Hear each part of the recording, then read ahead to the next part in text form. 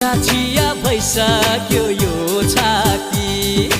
अत्याचार नगर म माथि ए पिपल छायामा लाठी चार्ज नगर